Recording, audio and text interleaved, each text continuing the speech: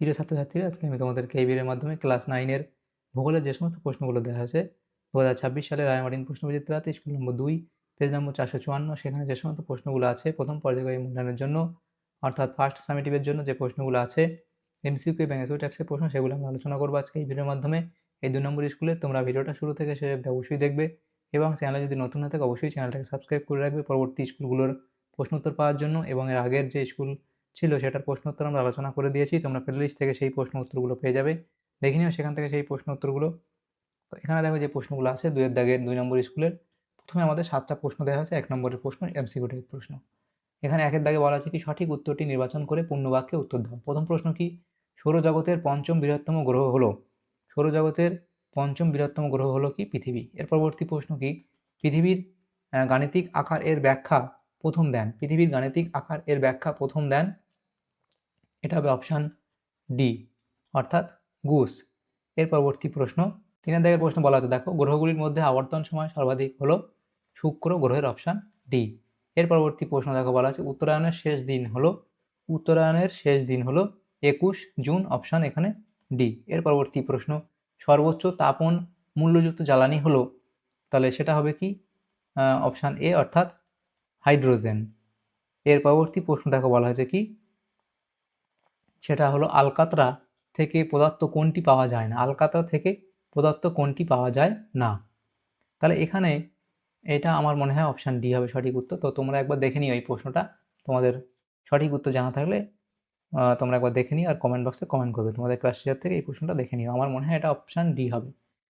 আর পরবর্তী প্রশ্ন কি, ডিজেল ভিত্তিক তাপবিদ্যুৎ কেন্দ্র হলো, ডিজেল ভিত্তিক তাপবিদ্যুৎ কেন্দ্র হলো অপশান এ, অর্থাৎ ভাবাসি, এই ভাসাবি।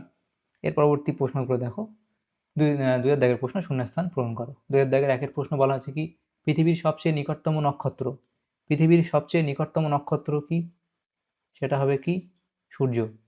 এর পরবর্তী প্রশ্ন ড্যাশ প্রথম জিওড শব্দটি ব্যবহার করেন, তাহলে হবে জে বি লিস্টিং। এখানে তোমাদের লিখে দিই জে বি,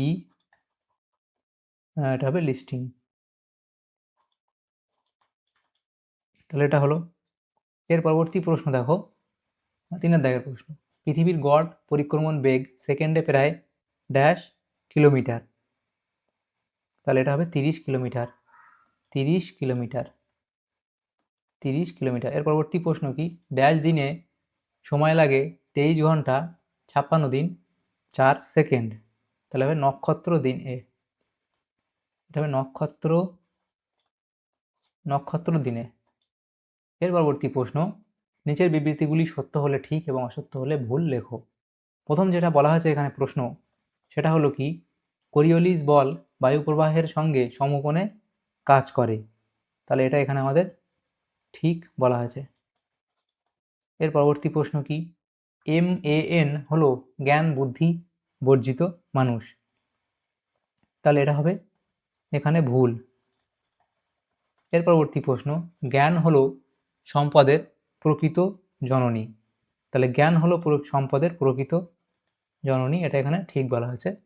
এর পরবর্তী প্রশ্ন 4-এর দাগে, 4-এর দাগের প্রশ্ন কি বলা হয়েছে দেখো ইস্পাতের সঙ্গে ক্রোমিয়াম, ইস্পাতের সঙ্গে ক্রোমিয়াম ও নিকেল মিশিয়ে স্টেইনলেস স্টিল তৈরি হয়,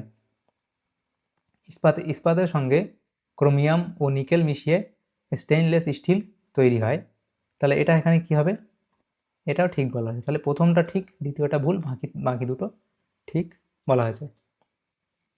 এর পরবর্তী যে প্রশ্নগুলো আছে দেখো, পরবর্তী প্রশ্ন কি বলা হয়েছে 4-এর দাগের প্রশ্ন 2-1 কথায় উত্তর দাও। এখানে দেখো 3টে প্রশ্ন উত্তর করতে হবে, 2 নম্বর করে, 6 নম্বর দেওয়া হয়েছে।